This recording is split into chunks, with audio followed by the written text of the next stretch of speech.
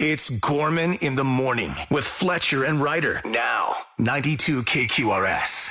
Gorman in the morning, Monday, February the 9th. Good morning. Oh, boy, my favorite thing when I hear I Will Follow by U2 is thinking back to their first ever American tour. They played clubs. They opened with I Will Follow, and they closed with I Will Follow. Strong move. Yeah, they had the top of the charts on their mind. They're like, oh, you want to hear it again? Yeah, we're going to play it again, whether you do or not. Yeah. It just kills me. If I saw a band play their first single twice in a set, I'd be like, yeah. Go get them, guys. Yeah. Good on you. It's Monday. I'm here with Paul Fletcher. Greetings. Ryder. Don't give me that political bull crap. That's just what it is. That's for all the defense wins championships, people. Wow, you ain't kidding. Man. Holy free holies, Batman. Wow. What a non-game. Did Could they have give been MVP so much to worse. the kicker? We'll get into it later, because they really should have, man. Oh, I don't know. Whatever. I don't know. Before we Points leader. before we process all that didn't happen on the field last night, let's get into some headlines. Paul Fletcher, I'm feeling Minnesota. Anoka opened Minnesota's first municipal cannabis dispensary over the weekend. There we go. Hey, Yeah. right on schedule. Yeah, right. The Anoka Cannabis Company has a 3,000 square foot building. The weekend held festivities and appointments only, but today they're fully open for business with flower, edible, topicals, drink, and more. Man. There you go. Let's go. Robert Irwin did the honors of revealing the teams that will play in the first ever NFL game in Australia. And by the way, it's going to be the Los Angeles Rams taking on the San Francisco 49ers, and they'll go head-to-head in the Down Under game. It'll be held at the Melbourne Cricket Grounds and is part of the NFL's 2026 international expansion across multiple continents. To keep things on brand, Irwin made the announcement with a large snake draped around his shoulders. I believe we have a quick clip from Robert Irwin right now. Oh. Do we? It's going to be huge, man. The love for NFL is real in Australia. This game is going to inspire the next generation of Aussies. And look at the legs on that one as he runs through the defense. Okay. So we all know about Aussie rules football, right? I saw a live match in Melbourne, Australia once, and boy, the NFL has nothing on field violence. Oh, they're maniacs is what they are. I'm not sure about this. I think this is bonkers. Okay, it's got to be the opening game of the season. It needs to be on Thursday because those teams need 10 days to recover. Yeah. That is so far. Even though they picked West Coast teams, it doesn't matter. It does so not. far. It's so. I suffer from jet lag like the average person. No worse, no better. And Australia is a nightmare to travel to. You get there and you need a week before you feel normal. Yeah. It's awful. And then you're in Australia, which makes it worse. Go to New Zealand. It's way better. Neil Young has pulled the plug on his entire 2026 UK and European tour. The tour was set for June and July with Elvis Costello and the Imposters opening. Neil said, quote, decided to take a break, adding this is not the time. He didn't give a specific reason for the cancellation. Ticket holders are being offered full refunds. No, he doesn't have to give a reason. He's 100. He's Neil Young. Yeah. 30-plus local artists have joined forces to put together a mixtape called Music for Good, a mixtape for Minnesota Mutual Aid. The compilation features a bunch of protest songs and previously released works benefiting mutual aid efforts. It's available on the website Bandcamp for a suggested price of $5. You can give more if you want. In its first 3 days, the project has raised over $1,600. Nice. Shout out to former Cumulus employee Danny Paulson and his band Denim Boys for being on this one. Nice. Props, Danny. Flip is on that one as well. Yesterday, authorities said investigators are focusing on a ransom demand in the disappearance of Nancy Guthrie. The possible kidnappers reportedly sent a ransom note to a local news station threatening the 84-year-old's life if their demand of $6 million was not met today by 5 p.m. local time, which, just for clarity, is 6 p.m. our time. In a plea, family members said they are willing to comply to bring her home safely. Local police and the FBI continue to search areas near Guthrie's Tucson home and are maintaining a security presence at the residence. Still, no suspects have been identified. Man, all just crazier with every passing day. Yeah. A couple of sad notes from the world of music. Three Doors Down singer Brad Arnold passed Saturday after a battle with stage 4 kidney cancer, only 47 years old. The band says Brad died in his sleep, surrounded by his wife and other family members. And Greg Brown, founding guitarist of Cake, passed away after what the band called a brief illness. The band also said he was an integral part of Cake's early sound and development. In fact, he wrote their breakout success, The Distance. Godspeed, gentlemen. Brad Arnold was a great kid. I spent a little time with him a while back in Nashville, probably 15, 20 years ago. Over the course of a year, we just kept bumping into each other. Really, really nice guy. It was very sad to see that news. Got some Super Bowl notes. Some psycho bet $250,000 on the coin toss and won. Okay. That's nice. The National Chicken... Psycho? Is he a psycho if he won? The National... Yeah, for placing a $250,000 bet, you got to be psycho. The National Chicken Council says we ate roughly 1.5 billion wings during big game festivities. And a guy streaked the field, just shirtless. Ultimately, he went into the feet first QB giving himself up slide. So it wasn't even televised. So perhaps the most pointless field streaking ever. Fair enough. Yeah, I'm waiting for the internet to do its thing, and I can see some of this online, but I haven't caught it yet. Seattle won the game, of course, but which city has the better coffee? The New York Post did a blind taste test of Starbucks versus Dunkin', and the winner was, care to guess? Ryder. Dunkin'? Dunkin' or Starbucks? Budget friendly, I think. I'm going to say Dunkin' just because it wouldn't be a story otherwise. No, it was actually Seattle. 43 staff members voted. 25 picked Starbucks. 18 preferred Dunkin'. So there you go. Congratulations. They won that as well. Wells Fargo's annual Super Bowl food report says average Super Bowl party spread cost $14 per person, up $2 from last year. Okay. That doesn't seem bad. No, that really doesn't. No. You consider that everyone just straps on a feed bag. It's their one, it's like, oh, I can do this for 8 hours. It's fine. It's totally acceptable. It's Thanksgiving part 2, That's basically. it. Yeah. Yeah. Right. So speaking of Super Bowl 60, to your point, Ryder, defense apparently does win championships. At least now it does. Yeah. What a performance by the dark side, what they're calling. It's not the Legion of Boom. It's the dark side now. Sure. A few thoughts off the top of my head. I watched the entire game. It could have been so much worse. Sam Darnold missed 2 open receivers, and Christian Gonzalez, the cornerback for the Patriots, broke up 2 sure touchdown hits. They could have had 50 very easily. Wow. This was not anywhere near a good as game as the score suggested. It was much worse. Patriots, this is the second youngest quarterback ever to start a game, and he looked like it. Drake May was deer in the headlights from start to finish. He'll be fine. They're going to be fine. That's a good team on the right way back. But boy, Seattle, the story of really the season. I mean, much less yesterday's game. Sam Darnold, the greatest reclamation project ever. Yeah. My gosh, nobody a year ago would have. You would have been talk about psycho. You would have been called a psycho if you had said he's going to host the Lombardi Trophy in his hands. Here's Sam after the game. It's unbelievable. Everything that's happened in my career, but to do it with this team, I wouldn't want it any other way. All my teammates, all my coaches I've ever had, always believing in me. I've always believed in myself because of my family and my friends. So it's as simple as that. As long as you believe in yourself, anything's possible. Josh Allen, Baker Mayfield, and Lamar Jackson all drafted the same year as Sam Darnold. Guess which one has been to and won a Super Bowl? None of those first 3. Wow. Mike Tirico with the final call of the game, the final call of the season. And that will do it. Seattle reigns above them all in the NFL.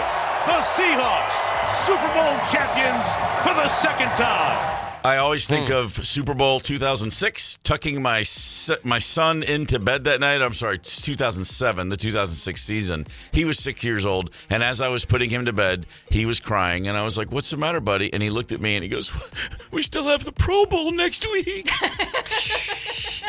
And I thought, I've done something right. I've sickened my child with the football fever.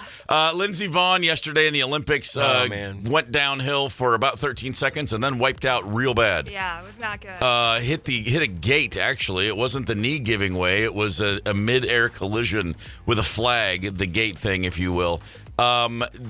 She broke her left leg. She was immediately airlifted and right into surgery.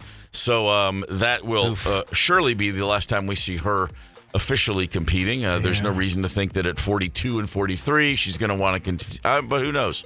But it was tough to see for sure. Absolutely. Curling continues. The duo, the mixed curlers from Duluth, the Coreys.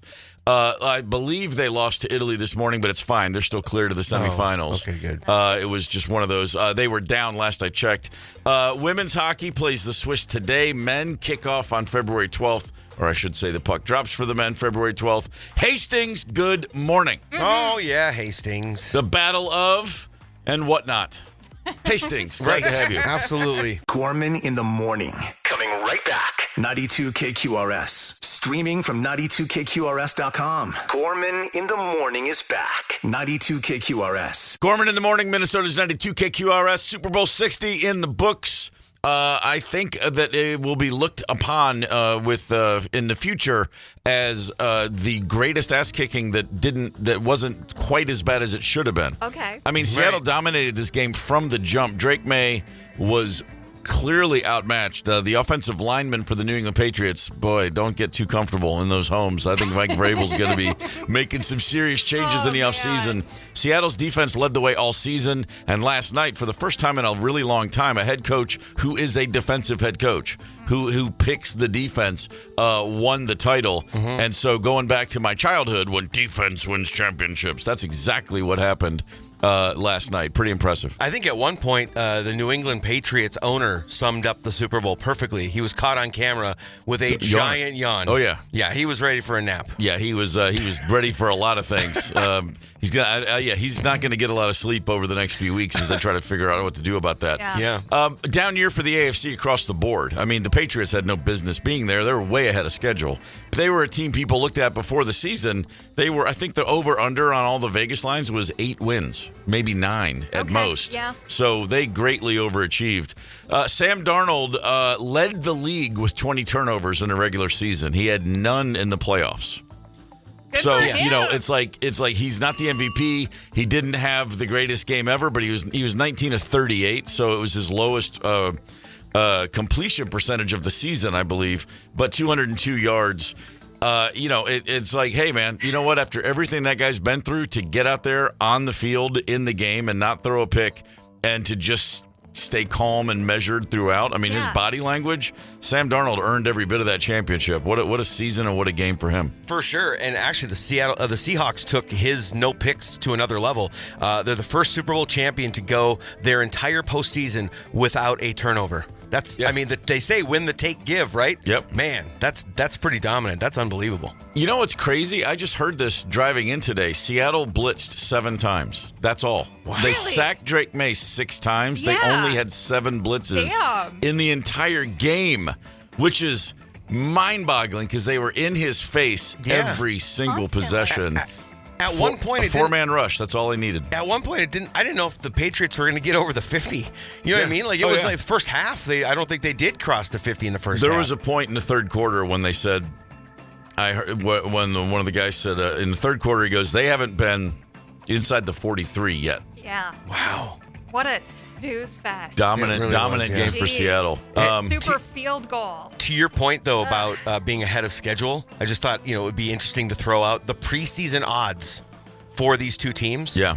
Before the season started, New England was plus 8,000, so 8-1, I believe that is, right? Definitely in the bottom half of the team as far as Super Bowl odds. And Seattle wasn't far ahead of them. They were plus 6,000. They were actually one step above, both in the bottom half of the league going into the season. So. Somebody out there placed a bet that would be the two teams in the Super Bowl, I'm sure. It's impossible that someone didn't. And somebody right now is kicking back. If $10 bet would have brought you riches. Yeah. Seriously cashed in. Tons of dough. I always remember my favorite bet preseason was Joe Burrow when he was at LSU. His father bet $1,000 that his son would win the Heisman.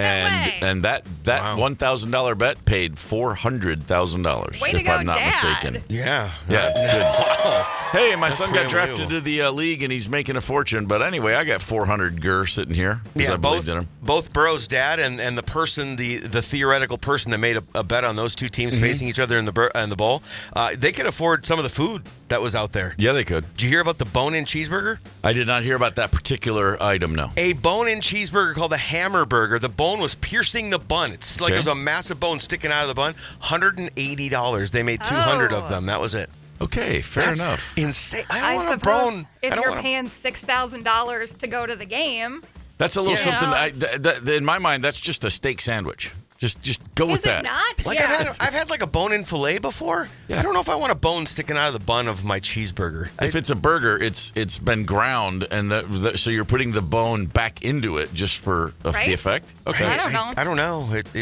I saw a picture of it. I can't tell if it's ground or not. It did not look appetizing, and I'm a burger fanatic. What kind of bone? Does it have the marrow in it? Because I hear that's where all the flavor is. That's what they say. Yeah. That I don't know. Okay. Later in the show, Scott Dahl of Nordeast Marketing Group is going to check in with us. We'll talk about commercials. Any, just I off the was top of your head, any Bummed commercials out jump by out? these too. Not the greatest by far, not even close to a lot of memorable ones. You said, and I like had the the same Kurt Russell thought. ad, The yeah. Kurt Russell ad was good. It largely got panned. Stuntman Mike. I liked the Stuntman Mike references in the Kurt Russell ad. Yeah, So, sharpening the very cool. skis. He's like chopped a tree in half with the ski, and then my favorite was just how he went back to his Herb Brooks character from Miracle, and he's going again, was good. again. Yeah, it was great. I thought that was pretty fun. So product placement is a huge part of the Super Bowl experience. It's also a huge part of the rock and roll experience. Today's Monday morning mixtape, product placement in songs. I already threw out Little Red Corvette just to let you know where we're going here. If you want to hook us up with your suggestion, hit the Luther Westside Volkswagen talk and text line 651-989-ROCK. Super Bowl 60 in the books. What'd you eat? What was on the table at the Fletcher house? Oh, well, it was just me and my wife because the kids don't really care all that much. But They don't care about food? not like fancy Super Bowl preparation. Like they just give me Snacks? chicken nuggets. They don't like snacks. They had Dino Nuggies. Okay, fine. They had Dino Nuggies. There you go. But we did a maple syrup brown sugar glazed Oh, you did the sausage thing. Yeah. over white rice. It was pretty good. Oh, strong. Yeah. Ryder? I was flying solo all weekend, so I did not do a damn thing on Sunday except spread out like a starfish on the couch and watch the game. Nice. Grab some chips and dips, but nothing Yeah. major. How about you? Yeah. Well, Nice and easy. Some chips, some dips, and a whole lot of chili. Just as wondering if there's predicted. chili. Oh, absolutely. No, I was up early yesterday, making it, eating it throughout the entire day, as I said I would. I Yeah. just, I'm sure right now I'm emitting just chili from my pores. well, that's not a bad thing. How many hours do you invest in this chili? Well, there's several versions. Yesterday's was not a huge. It's a total prep time, maybe an hour, but then you got to let it just simmer for hours and hours to really let it all just all the spices, blah blah blah. I have one that's way more involved. That's usually the New Year's Day chili, and then sometimes the Super Bowl chili. Yesterday I went with the simple. And this is just ground beef, red chili, nothing extravagant. Just already looking forward to getting home and heating some up. Yeah. That's what I'm going to do. I will eat it until it's all gone. Yeah. Mom made chili and cornbread last night, so you guys were on the same wavelength there. Yeah. And Rosemary went with added the hot dog to it for the chili dog as well. Oh. I was just so full of chili from all the chili eating with my chili that I Right. couldn't even do the chili dog. Maybe that's my afternoon snack today. Man. I like good that. luck. Pensacola, Florida, a woman went missing last week. Spoiler alert, she's okay. All right. good. But while she was out of range, if you will, when she was off the grid, when no one could find her, police brought in a consultant named Splash. A consultant named Splash. Splash is an otter. Ooh. An otter specifically trained to help people who are missing in water. What? No freaking way. Yeah. Didn't even know this was a thing. So while Splash was getting busy and trying to figure it out, she turned up somewhere else. So again, good result. Okay. But Mike Wood of the Pensacola Police Department is Splash's trainer, What? and he's explaining a little bit about this guy's work. Once he gets down there, he's able to make bubbles, and he goes up and he chomps on those bubbles, and he gets the scent more by taste than he does smell. And then he's able to show dive teams exactly where that odor is coming from. It's something that dogs are simply not able to do. I thought maybe training an otter would help us bring things more over to, we'll get better recovery rates is what we were trying to do. And Splash has proven to be very good. Gee, I figured that otters would eat your face before they'd help find you. They do love to do that, but I guess maybe since they're looking for, usually in this case, people who have already died, they're not as interested in eating your face. They like the screams and the blood. Yeah. Yes. As I remind my daughter on a regular basis, stay away from otters. They're cute and deadly. Yes. I didn't know that they could do this with an otter, and I also didn't know that otters liked faces. Otters will rip you up, man. Well, they shouldn't call it Splash. You should call him Jeffrey Dahmer. Yeah, when you're on a kayak and you're like, oh my God, there's an otter. No, go the other way. Other direction. Go the other way. Go the otter direction. That's exactly right. Gotcha. It's like those chimpanzees. Once every 6-7 years, they rip someone's head off. That's what otters do, man. They go at you. Man. Wow. Except for the ones on Instagram that are cute and cuddly and like little water puppies. But generally speaking, in the wild, yeah. I am utterly ignorant when it comes to this stuff. My daughter, the otter, my daughter does a lot of activities out in the mountains in Virginia. A lot of kayaking, a lot of hiking, a lot of this and that and the other. And probably once a month, just completely removed from any appropriate other references. I just simply say, watch out for otters. And she always says, thanks, Dad, got it. Except apparently Splash. That's it, except for Splash. Who can find you by chewing on bubbles? Chewing on air bubbles to get the scent. That is so strange. That's pretty fantastic. But amazing, too. It just goes to show, we're animals. We got to let the animals help us out a little bit more. You got dogs that can sniff out cancer. Now you got otters that are finding bodies. Come on, let's just all get along with the animals out there in the world. I couldn't agree more. Except for the other otters, of course. Just not sorry, Splash. Gorman in the morning. Coming right back. 92 KQRS. Streaming from 92KQRS.com. Gorman in the morning is back. 92 KQRS. Gorman in the morning, Minnesota's 92 KQRS. Super Bowl 60 is in the books. We learned a few things over the weekend. Still apparently true that defense can win championships. Go figure. Yeah, right. It's still apparently true that people will spend a whole lot of money to get an ad run during the Super Bowl. Yesterday, $10 million per. $10 million. Yeah. No joke. Let's see who got the most bang for the buck. Scott Dahl is the chief creative officer at the Nordeast marketing group. And we figured, you know what, we should probably talk to someone who actually knows what they're talking about when it comes to these commercials. Scott, thanks for coming in. Hey, it's great to be here. Thank you.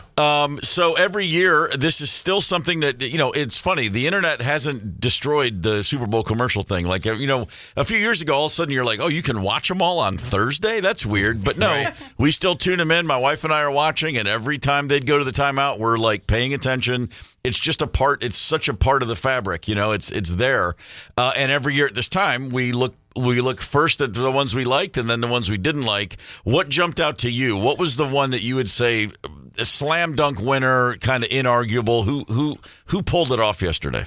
Well, first of all, I mean, everyone has a different opinion of what is funny, what is emotional, what is the number one spot. The one that did stand out the most to me was Hellman's with Andy Samberg, and you talk about being able to watch the commercials earlier, and a lot of times it's kind of on trend for brands to have longer form versions of each one. So then once you see one, you go and you look for it, and you see a little bit more to the story. And it was unexpected. There was just little moments in what he was singing. Yeah. And it started out of the gate with Meal Diamond. Meal Diamond, so yep. It hooks you right away. It's something that's a little bit different, and when that stands out, I tend to tune in. I just now remembered that we were talking about other ads, but I don't even remember what it was for, which is either a good or a bad thing, maybe. But the Emma Stone ad, which was for the website. That's right. She's trying to get her own website, and she's just destroying laptop after laptop. I will say, just well shot, and you can't not look at her when she's on the screen. So I was like, wow, okay, she's really going for it. But then again, I'm probably answering my own question, which is it took me a minute to even remember what it was for. Right, and that happens a lot. It's very cinematic. I thought from that aspect, it was done really well. The longer form one online is even better. Okay, that makes sense. And everyone loves Dark Emma, right? Yeah, She's of course. Such a great talent, but. Yeah, it was for Squarespace. Squarespace. Yep. There it Gotta have is. your domain. So I guess it's safe to say that next year's Super Bowl ads are already being conceived right now. This is something people probably spend a whole year getting ready for. Well, a lot of the bigger brands know they're doing it, and so they'll put a lot of time and effort into it. Some back their way into it, and you're concepting and trying to get a spot produced, a month before. Yeah. That's happened in the past as well. What else jumped out to you yesterday? Well, I think the one to talk about is, if we're talking jingles, right? Yeah. I'm sorry, Ryder. What did I have on the queue? I'm totally blank. You shot me the is it the hair ballad yes. one? Yeah. Talking chunks of hair is always going to be funny. It was sure. It was a little uncomfortable for sure. Yeah, it was uncomfortable. I didn't see that one. That's no, it's definitely worth watching too. It's worth tracking down. Scott Dahl is with us in studio, Chief Creative Officer, Nordeast Marketing Group. Have you ever been involved in a Super Bowl campaign? We've concepted some. We usually have agencies pitch against other agencies for some of the work. A lot of the agencies of record for brands just already have it, in-house. Yeah. I've had some that have run local. Yeah, right? sure. You've seen all those of course. last night, like Nicolay. stuff that was running. That was also kind of funny, but not the big stage. Still waiting. Got it. I would imagine it's a narrow opening. I mean, that's got to be incredibly competitive. Well, you mentioned 10 million. I mean, it keeps going up. Every year, so it's slim pickings. Truly wild. Budweiser still just loves those horses, man. They just always works. I mean, you always know exactly what it's going to be. I somehow missed that one. Is it it was like a bald eagle or something that they befriended or something, right? Is that what I heard? Yeah, it was. It's a crowd favorite. Budweiser is always, a fan favorite for many years, and the horses are such a great asset. Yeah. The only thing was it felt too expected. And that's the reason. I thought it was great. It was very well done. It had all the right elements, great, little one-liners. But you could see it coming a mile away. And so I just thought, it was okay. Fletcher, what did you like? Well, we mentioned it earlier. I liked the Kurt Russell. What was that? I don't even remember what it was for. Ultra. Well, it was Ultra. for Michelob Ultra.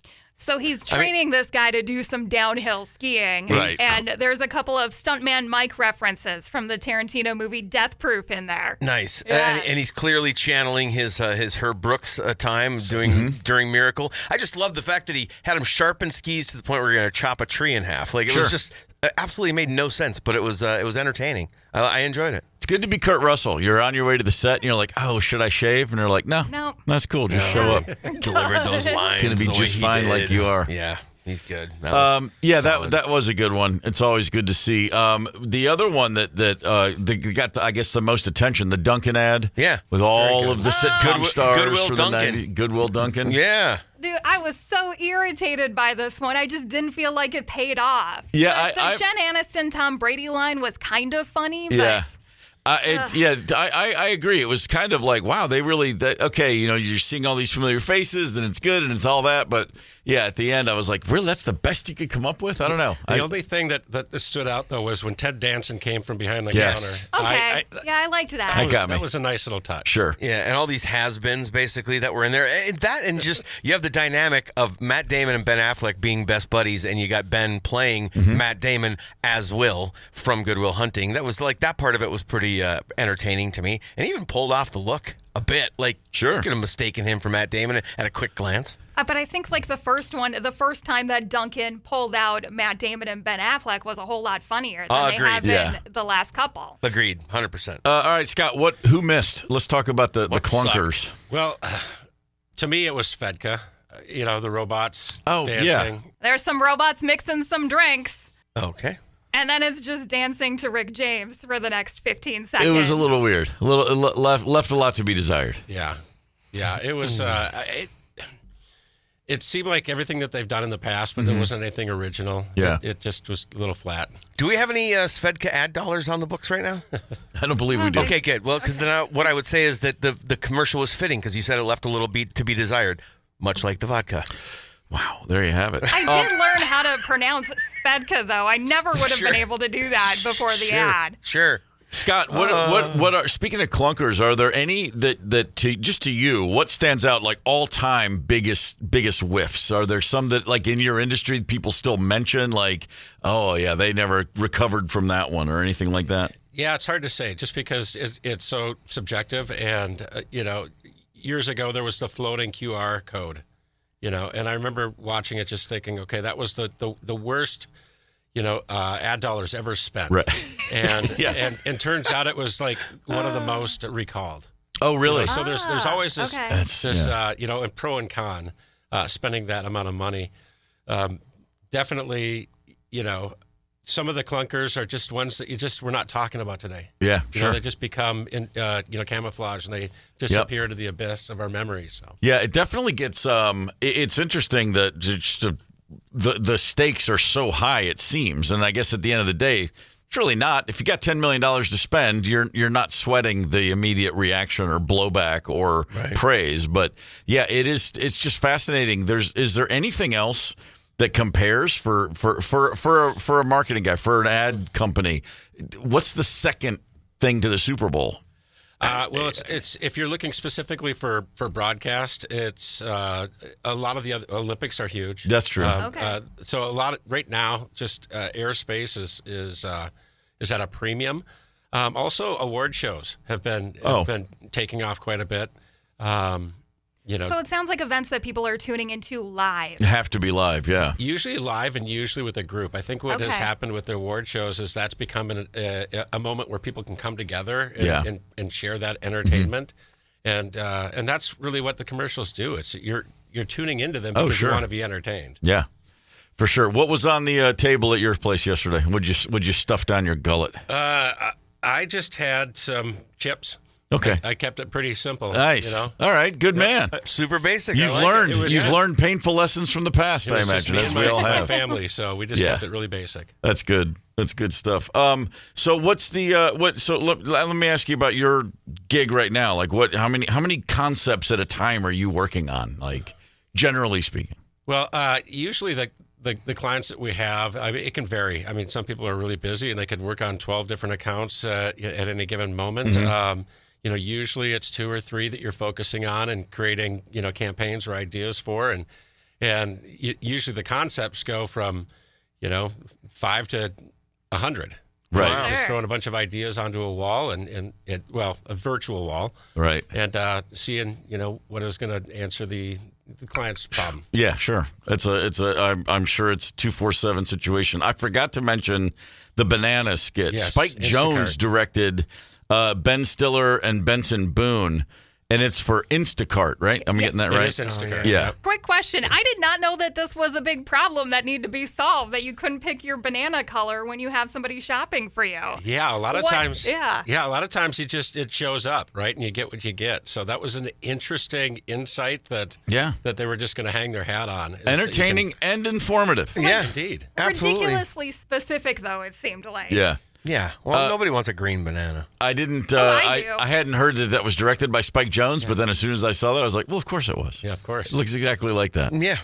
Overall, I think it was a pretty good day. There are years where it seems like everybody just universally says, oh, this is such a letdown. But I feel like the reaction to yesterday, last night, and today online is at least is at worst mixed. And I think generally speaking, people feel like overall it was pretty good. Yeah, it was pretty good. And it's only going to get better because today is the day after the Super Bowl. It's the day that everybody watches the commercials again. Yeah, right. And it's a good thing they were okay because the game certainly sucked. Man. Snooze fest. A one-sided affair. Yeah. For most of it. Scott, thanks for coming in, man. Absolutely. We appreciate it. Gorman in the morning. Coming right back. 92 KQRS. Streaming from 92KQRS.com. Gorman in the morning is back. 92 KQRS. Gorman in the morning, Minnesota's 92 KQRS. It's Monday, which means Monday morning mixtape is on the table. Yeah, it is. Songs that mention products by name. After a day and a weekend of Super Bowl commercials, we just thought we'd transfer it over to the music that we love. Ryder, the first song that comes to your mind when like a week of Super Bowl commercials. Well, that's very true. Yeah. But my favorite product placement in a song of all time, and there were a few that came to mind, but I'm going to give it to Beck In the song Loser, he is getting crazy with the Cheese Whiz. One of my favorites of all time. Getting crazy with the Cheese Whiz. That's the only way to enjoy Cheese Whiz. I think so. Is getting crazy with it's it? It's a party. Yeah. Fletcher. Well, you know what? A couple came to mind. My Adidas by Run DMC came to mind. Bitchin' Camaro by the Dead Milkmen was another one that came to mind. Yeah, sure. But I settled on an old childhood memory with my grandpa sitting at the old bar in Hanley Falls having one of those Smarties suckers and an Orange Crush. Wow. Thus, REM's Orange Crush. Yeah, fair enough. Yeah. I don't think it's about soda. I played on a summer league basketball team called the Orange Crush one year because someone found a box of Orange Crush T-shirts, and so we had uniforms. Yes, nice. Literally, that's tremendous. It was my dad used to run a radio station when I was in high school, and it was a promotional thing. And in the back of the building, there was just a box, and we opened it up. It was all Orange Crush, the soda pop, Orange Crush T-shirts, and we were like, "Hey, that's our name." Easy. So. Yeah, that made it real easy. Popping the cap off of an old glass bottle of Orange Crush was the best. That's the pretty salad good stuff. days, to quote you. I went down to Bowling Green, Kentucky, where I spent some time as a college student, Western Kentucky University, but also Bowling Green, Kentucky, where they make all of the Corvettes of the world. So a tie-in from my past to my present. Local fella Prince, rocking my senior year of high school with Little Red Corvette. Heck yeah. Oh, yeah. Oh, yeah. It's a good jam right there. And make no mistake, I was the guy in the arguments at school saying, he blows Michael Jackson away. All Michael Jackson does is dance. Prince plays everything. Yeah, these were important conversations to be held. Those are. They are. Time proves that you are right. That's exactly. You pick the right dude. Go figure. I picked the right Shetland pony. Okay, so let's load up on the Luther at Westside Volkswagen Talk and Text line, 651-989-ROCK. What songs come to your mind? Product placement, rock. Let's go. Oh, so many of our favorite artists have done plenty of those. Let's just load up the tape. Side A, here's what we got. These are all coming in mostly from the Luther Westside Volkswagen Talk and Text line. Several submissions for this one from the Kinks, Lola. Oh, yeah. It's such a good pick. Yeah, it is. And Fletcher made the point. So the product in question is Coca-Cola. Mm-hmm. For the British version, Ray Davies had to re-sing it as Cherry Cola. But you mentioned that we could do a whole mixtape of just Coca-Cola songs. Yeah. So, Come Together mentions it. So many. We Didn't Start the Fire, I believe, among plenty of others. Plenty. Yeah. But Lola the Kinks, a perfectly fine way to start off a mixtape. Hell yeah. Yeah, that's a good one. Who's up next? Oh, Snoop Dogg. Some Seagram's Gin. Yes. Seagram's Gin. There Gin you and go. juice, Gin man. and juice. So good. Oh, there was a time. Snoop is badass. God, There was he's a great. time between Hunter Thompson and Snoop, I had all the reasons in the world to drink a lot of gin and grapefruit in the early 90s. And so much wisdom between those two. Suicidal Tendencies getting the shout out with Institutionalized. All I want's a Pepsi. That's Steve, much like you sing Strawberry Alarm Clock to Rosemary, Right. I do that one to Steven to Really? Mr. Ryder. Every freaking time he asks for a Pepsi, I think he's going to stop drinking Pepsi real soon. Man, he should. I mean, come on. It's the lowest of the colas. Wow. Yeah, you heard me. Okay. I You take a heard me. Pepsi over a Coke any day. Really? Yeah. Oh. Yeah. Boy, Pepsi's 100%. foul. I don't even drink Pepsi. If you say I have a Coke or Pepsi, I'll say water.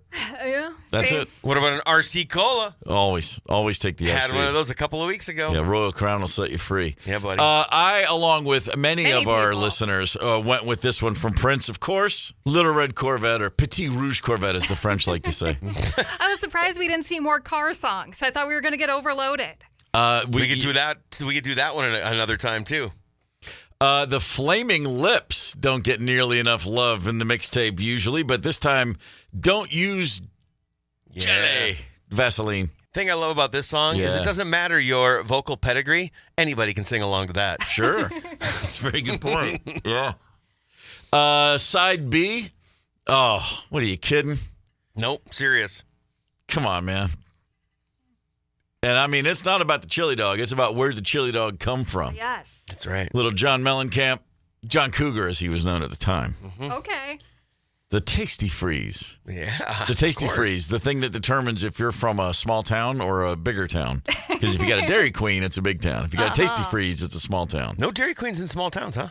No, Not super small. Yeah, super fair- small. fair if you have a Tasty Freeze, You're small. Yeah, then you know got what's it. going on. I like it. That's a good distinction to make. It's a good one. Yeah. A childhood favorite of mine from Dr. Hook, cover of the Rolling Stone. What do we drop? What product do we drop in this one? Rolling Stone It'll be magazine. Rolling Stone magazine. I'm on the cover of the Holy Rolling Stone. Stone. Hey, Paul, how are you? Yeah. Jeez. Went right over my freaking head. And What a correct me moron. if I'm wrong. I'm not looking it up. Written by Shel Silverstein. Oh, I have heard that. Where the factoid, Sidewalk but- Ends, yes, dude. Yes. The scariest children's author of all time. There's that one photo of him where he looks like an ogre. Yeah, that's it. Shel Silverstein with the hit song right there. Nice. Another one. This was Paul's selection, and several lots of our people hit this listeners one up. rocking from the REM album Green, Orange Crush. God, so good. I'll have a Orange Crush Zero Sugar every now and then. Orange Sometimes Crush. just now and then an orange soda hits the spot. I did look it up. Released in November of '88, and we were like, "Was it '88 or '89?" It was both. It There we straddles. go. Yeah. Okay. Sure. That was also, that's the first album they released on Warner Brothers. That was a big deal. They were the IRS band, right. like on the indie label. That's right. And then they signed the biggest deal ever with Warner Brothers in 1988 and then released this album. And it was a big success. And then they released their next album and said, you know what, we're not going to tour on this one. And Warner Brothers was like, well, yeah, you have to tour. And they're like, yeah, we're not. We're tired. And that was Out of Time, which was the biggest album they ever released. And they didn't tour on it. And then they followed that up with Automatic for the People. That became the biggest album they released. And they didn't tour on that one either. Oh, damn. The world was telling REM, we love your records, but stay home. Wow. That's astonishing. I know. It's pretty nuts. It is. It's good to take over the world without touring. Yeah. Would really wish I'd figured out how to do that. Here we go. Outkast with Hey Ya. Shake it. Yeah, man. I think that one was so big that Polaroid sent out a memo to the world and said, hey, don't actually shake the pictures. Yeah, that's exactly right. You Yeah. don't need to shake it. It'll develop on its own. I don't know that in my lifetime there's ever been a song that was immediately met with 100% approval. When that yeah. song was released, It was everybody I ever massive. met, my mom was like, I really like that Outkast song. Everybody loved Yeah. Hey Ya. Yeah. Universally loved. For Man. Sure. Yep. 1,000%. Our second Vaseline reference of the day, and that's the title of a song from Stone Temple Pilots. What the kids say is that's a vibe. That song is Oh, a yeah. vibe. 100%. 1,000% a vibe. Oh, yeah. I mean, you really can. You can't make too many Vaseline references. I don't think. Sure. Yeah. I saw Stone Temple Pilots in 1993. We played my former combo played the MTV Spring Break from Daytona Beach. Oh yeah, that's Okay. right. We headlined it that year, and people were talking about this new band from San Diego, this new hot band, Stone Temple Pilots, and the record had been out for a little while. Heard the song, but it was the kind of thing where I was like, well, we'll see if they can do it live. I mean, come on, because you'd see bands sometimes and be like, oh, really? That's not that great. And I stood on the side of the stage, and they came out and. Scott had all his attitude flowing. And I was like, yeah, let's see what you got. And then I watched about 30 seconds of the first song and went, oh, Okay. they're pretty good. Yeah. That's a formidable band. Okay, never mind. Some of the most inexplicable but also unique to him moves on stage Yeah. ever. No, just amazing. It was badass. It was like they probably played 4 songs. It's like one of those TV things. Yeah. But I was like, man, those guys are getting it. I was obsessed with that first record, Core. Yeah. I listened to it. If you could wear out a CD, which I don't know, maybe you can, but I tried. A solid band by any measure. All right, there's the mixtape for the day. Thank you to everybody who sent in songs. If you heard your song on there, give yourself a little high five, a little fist bump in the mirror, man. You earned it. Yeah, buddy. Okay, here's today's last word, and this will be the last word on football from Hunter S. Thompson for a while. Okay. Hunter S. Thompson, we talked last week. He talked about how football brings us all together. Yeah. You right? Well, Right. In that theme, Hunter Thompson, when discussing former President Richard Milhouse Nixon, he said Nixon was a bad loser. He hated losing worse than death, and that's why I enjoyed him. We were both football fans, both addicts, and on some days, nothing else mattered. He knew the game, which still astounds me, but I always had a soft spot for him because of it. See? Hunter Thompson and Nixon could get, they had a soft spot just because of the love of football. So with that, great season, I guess, if you're a Seahawks fan, a really great season. Yeah. It's just a matter of time until we start getting obsessed with the draft and talking about J.J. McCarthy's next year and blah, blah, blah. So for right now, let's just enjoy the leftovers. Yeah. Kirk Cousins, a Viking? Who knows? Oh, Lord, you had to say it. Let's just Talk about pitchers and catchers reporting this week. There, girl. Tomorrow on the show, we will play Wisconsin, Texas, Florida, WTF, my edition for winter beer dabbler tickets. What's coming up next on this very station, Paul Fletcher? Well, I've got music, of course. We'll go commercial free just after 11:45. Then I've got Bonnaroo flyaway opportunities at 11:30 and 2:30. And wedged in between, I'll give you a chance to fly away to see Guns N' Roses right around 1:30. There we go. Right on. Travel up. Get ready for some rock shows. Keep it right here on Minnesota's 92 KQRS. Gorman in the morning is also Gorman on the go. Get the 92 KQRS app and stream live or catch the Gorman in the morning podcast anytime. 92 KQRS.